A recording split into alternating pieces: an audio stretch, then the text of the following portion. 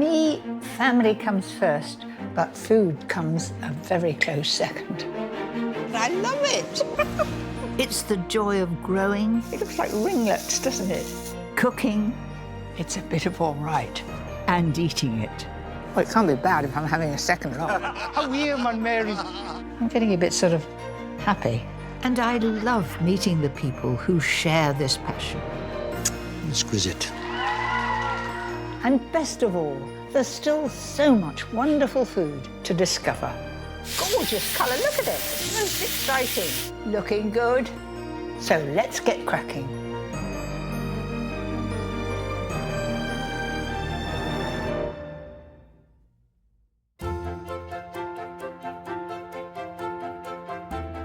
Cooking is so much more than assembling of ingredients. It's how I show those around me that I care. I'm going the extra mile to make them taste special and look special for family and friends.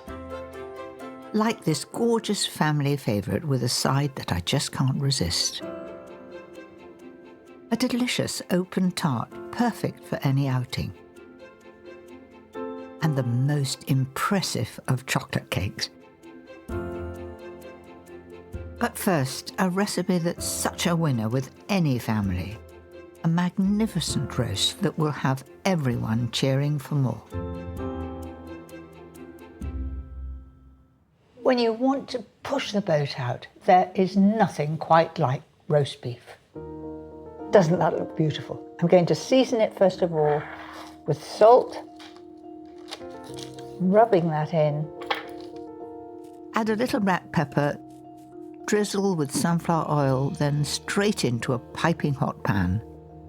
Listen for the sizzle.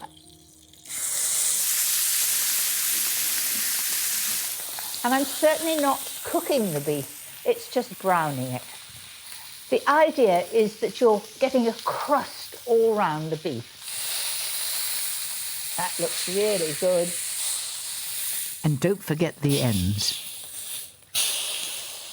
There's a fog between you and me. Once sealed, smother the beef with 2 tablespoons of delicious Dijon mustard.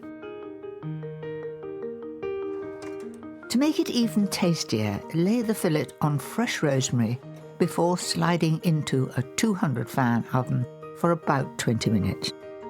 The traditional accompaniments for roast beef are mustard and horseradish. I'm blending the two together. This sauce is just so Moorish.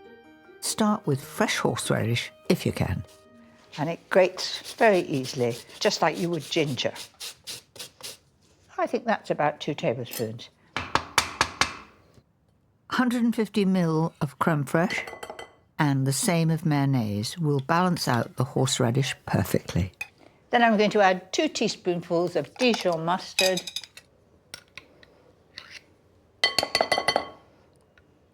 little pepper and salt, and that's it. Couldn't be easier. That really is scrummy. How about that then? To make sure the beef is wonderfully tender, let it rest for 20 minutes. I'm also going to take a tea towel and put that over as well. But it does mean that it just gently goes on cooking and holding itself together. When family and friends come over for a roast, time is precious. So I've taken to cooking my veg the day before. I refresh them in cold water to keep their colour. Then I plate them up exactly how I want to serve them. Then I just cover them and pop them in the fridge. Then on the day, I simply reheat them in a 200-fan oven. I promise you it works.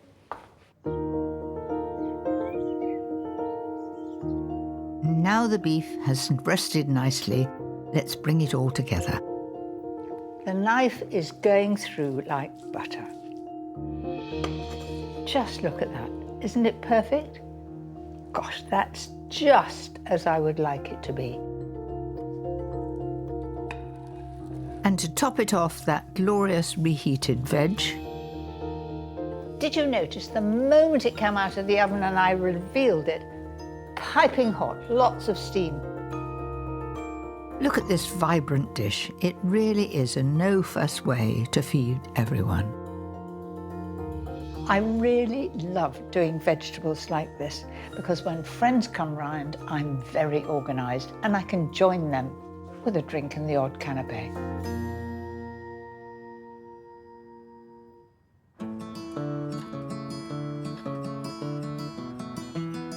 One of my greatest joys is that my daughter Annabelle loves to cook just as much as I do. This is so exciting being by the seaside again, isn't it? Oh, I think it's lovely.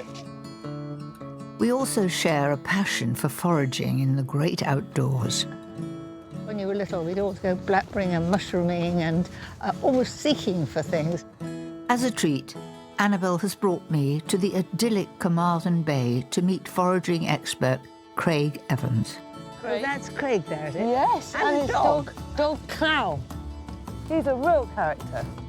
Foraging's appeal has grown so much in the last few decades. This has led to local councils placing stricter restrictions on it. Luckily, Craig will show us the ropes. This area where we are now, it's special, but the plants here are specially adapted as being salt tolerant. Right. So as you get further out, you get the more salt tolerant plants, and that's where the marsh samphire lives. Similar in taste to salty baby asparagus, I adore cooking with samphire, but I've never seen where the sea herb actually grows. Ah, that is samphire. Yeah, I recognise it. Yeah, it's well done. like little trees growing in the marsh.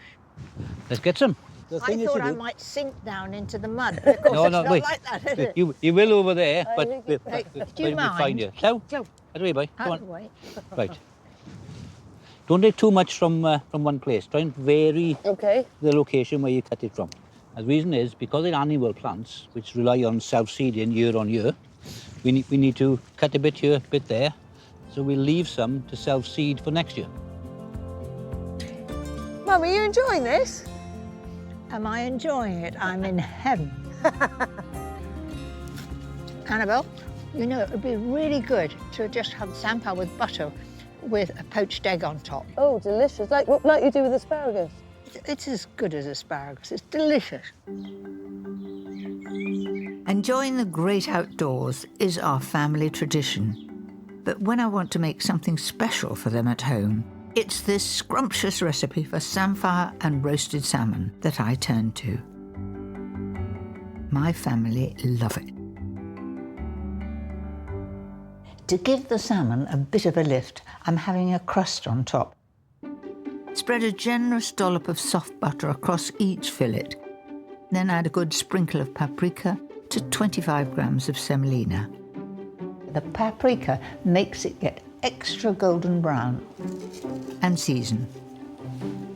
Just mix that together. So take that and just dip it in there.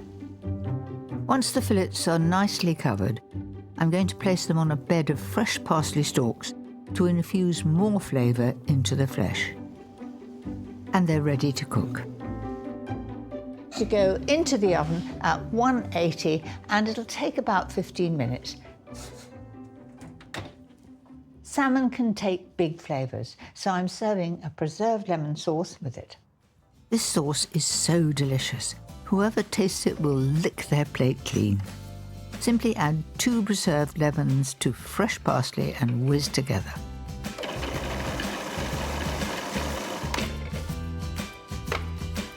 Then the juice of half a lemon, 3 tablespoonfuls of mayonnaise, 200 grams of creme fraiche, season,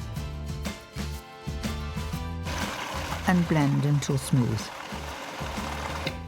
It's wonderfully piquant to go with the salmon. Just needs to be heated until it's warm. The salmon, meanwhile, has had 15 minutes and is looking absolutely gorgeous. No juices coming out from it. It always should hold its liquid, otherwise the flavour is lost. The last job is to cook that wonderful samphire. It's similar to cooking asparagus, so all that's needed is a couple of minutes in boiling water. No salt, because samphire is a little bit salty. Now to the part that I like best, making it look really tempting. Starting with that velvety preserved lemon sauce. That's it. It looks beautifully cooked. The samphire is lovely. I think that looks special. That is absolutely scrumptious. I know when I serve this to the family, they will be clamouring for more.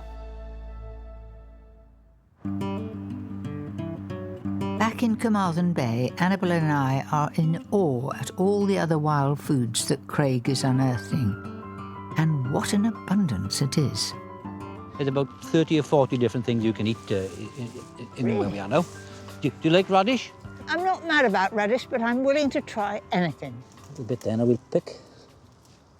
If you Pop it in my basket. put it there, if you cut the piece off and Yeah. the stalks, when they're very young, they're tender, you can stir fry them.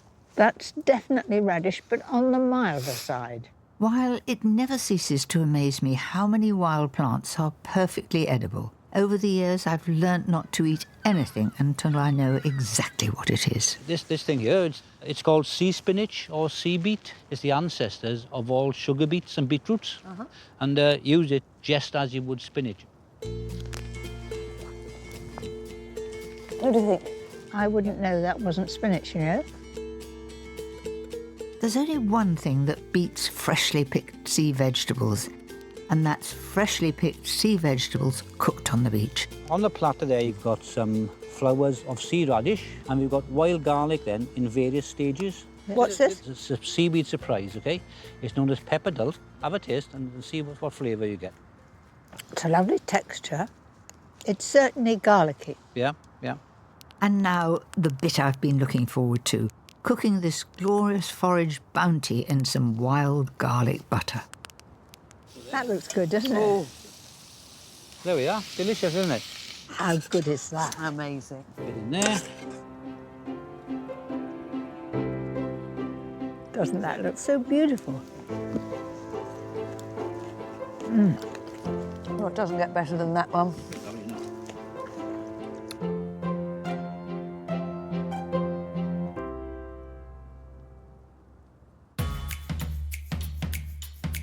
When cooking for family and friends, I want to spend as much time with them as possible. A bit of clever preparation helps.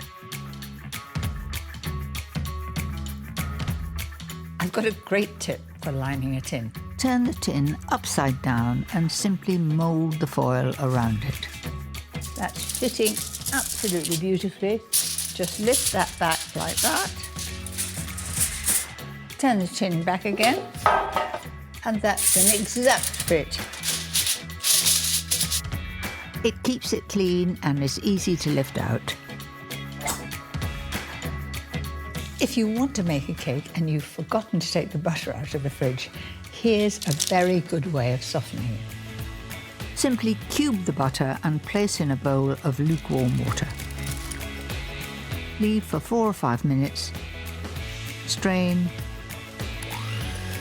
and mix away. That's made very light work of that. I love making homemade stock because it's better. Here's the perfect way to store it. Just reuse pre-bought and measured out cartons with a lid. It's good to have it in measurements. They're usually 300 ml or 250 ml, and that's exactly what you so often want for your recipes. So easy to then just take out what you need when you need it.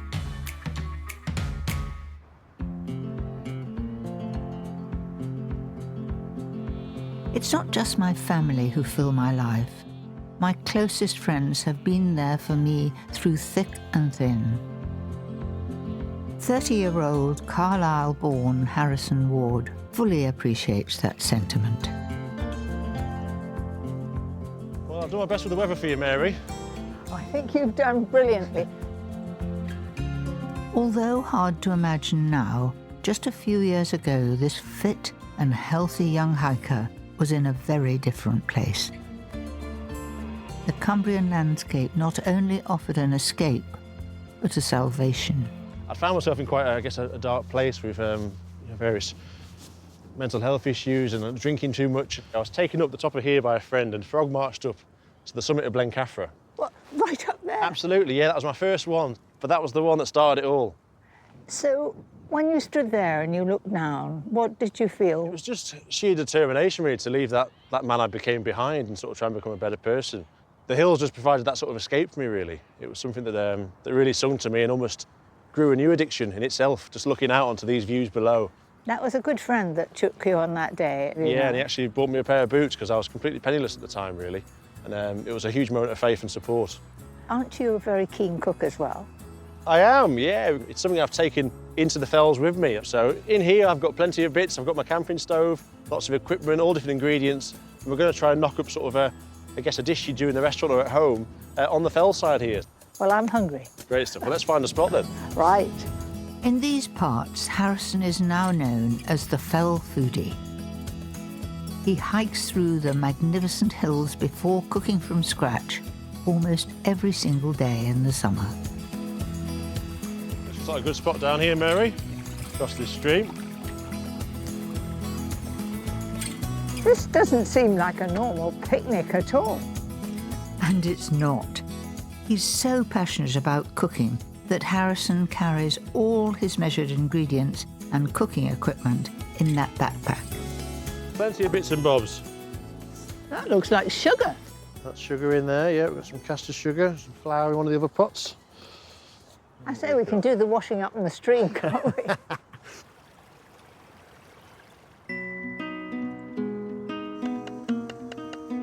This is without doubt a man who loves to cook. Harrison is frying up 2 sea bass fillets, braising courgettes, beans and a smoky pancetta to go with them. I've never been one to shy away from good food and good ingredients, so why do it when I'm out here either? I'm used to beans and bangers when I'm eating outside. It is beautifully presented. I hope you enjoy. Here goes. The textures, the flavours couldn't be better. And doesn't it taste good out of doors in this lovely, peaceful setting?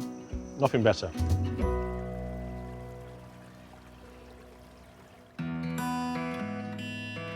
I think Harrison would also enjoy my beautiful beetroot and feta tart.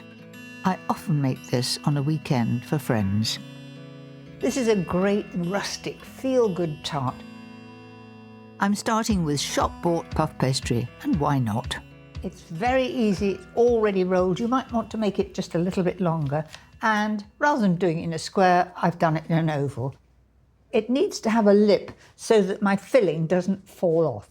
Just lift the edge up and sort of roll it over. To give the tart its wonderful intense flavour, mix 2 cloves of crushed garlic with 3 tablespoons of sun-dried tomato paste and spread it over the base. I think that's fairly even. That's it. The next layer is 200 grams of rich and salty feta cheese. Do buy the very best feta cheese that you can. It'll taste so much better. Now for one of my favourite ingredients.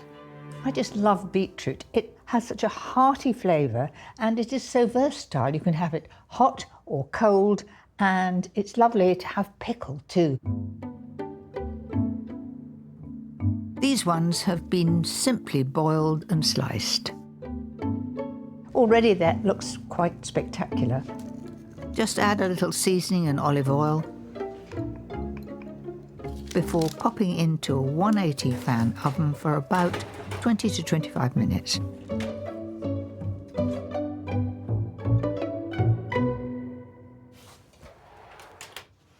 Looks a bit okay.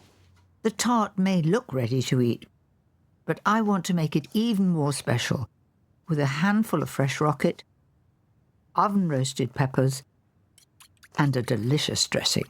I've got a dressing just made with oil and balsamic vinegar. Give it a whisk round, and I'm going to put a little on top of the peppers and the rest with the rocket. And then put that in the middle.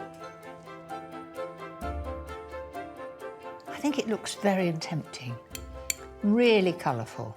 Let me remind you, puff pastry underneath, sun-dried tomatoes and garlic, then feta, best quality, lots of beetroot, rocket and roasted peppers.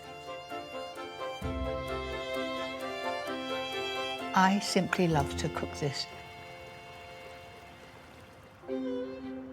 No matter what we feed our family and friends, everyone loves something sweet to top it off. Back in the Cumbrian hills, Harrison is about to provide it in the form of a blueberry and lemon sponge. Just them. It fits in there very neatly. Like a glove.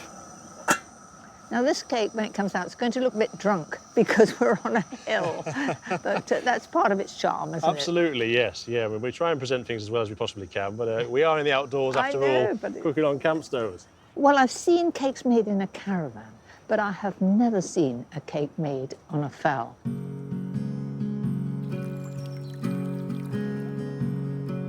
I can smell that cake, and I'm sure it must be done. I think we're about there. So I think it's the moment of truth. Have a look. Here's the moment. Wow. That is absolutely perfect. It's got colour as well, and you can see the fruit through it. And then we've got some blueberries on the top to finish. And finally, a delicious sweet lemon glaze. There's nothing like a bit of warm cake. It's a lovely texture all the way through. What do you think? It's not half bad. I've had a wonderful day on the fells, and this is the icing on the cake. It's delicious. Cake really is the best way to treat our nearest and dearest. I think we all agree with that. My last recipe is so delicious. It's already a family favourite. A sumptuous dark paradise chocolate cake. This is the sort of cake that I really love to make. It's the sort of cake that you really can show off with. Start off by adding 4 tablespoons of boiling water to 30 grams of cocoa powder. That cooks the cocoa and makes it a very good flavour. Give it a good mix until the paste is smooth. That's it. Now to the other ingredients. I'm doing this by the all-in-one method. I find it gives a very good result. 3 eggs, followed by 200 grams of baking spread straight from the fridge. I wouldn't dream of using anything but butter for something like shortbread or butter biscuits, but I find a spread right for this cake. 100 grams each of light muscovado sugar and caster sugar. Then 175 grams of self-raising flour. No need to sieve it because we're going to give a good beat. Finally, 2 tablespoons of milk and mix away until it's one gorgeous colour. Notice that I'm moving the bowl round. All helps for it to be mixed well. For an extra bit of naughtiness, add a further 120 grams of rich melted dark chocolate. This really does enrich the cake, and I'm only using the sort of chocolate that you can buy at the corner shop, just plain chocolate. That's beautifully mixed. Free the beaters, ready to go in the tin. Gorgeous, rich mixture. Then into a preheated oven at 140 fan for about 75 minutes.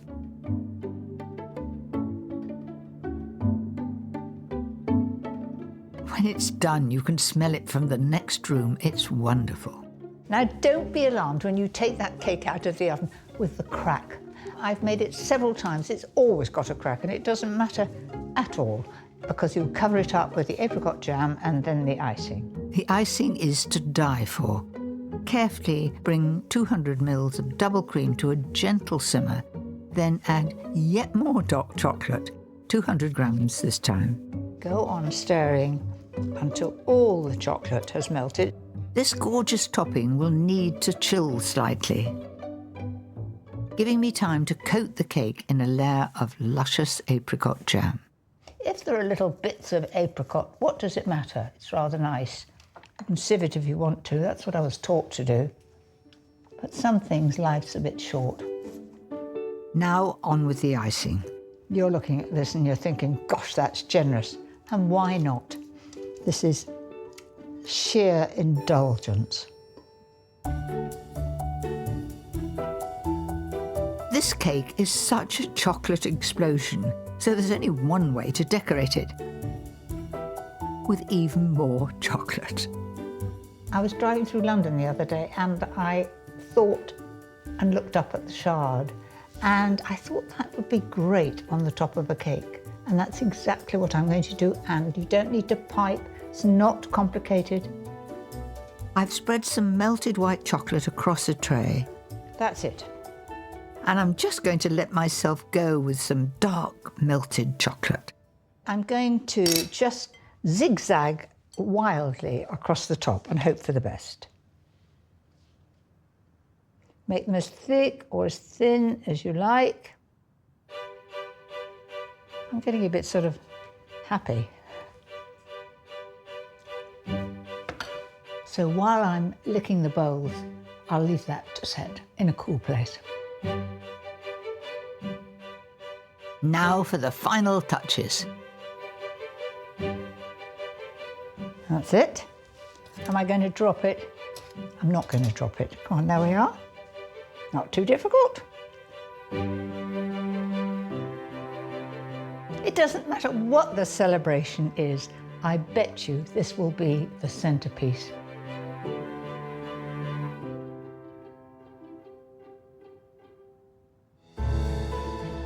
And there you have it. 4 wonderful recipes, worth the effort in every way, because our nearest and dearest will love them. Enjoy. Next time, I'm really chuffed with that. it's back to basics.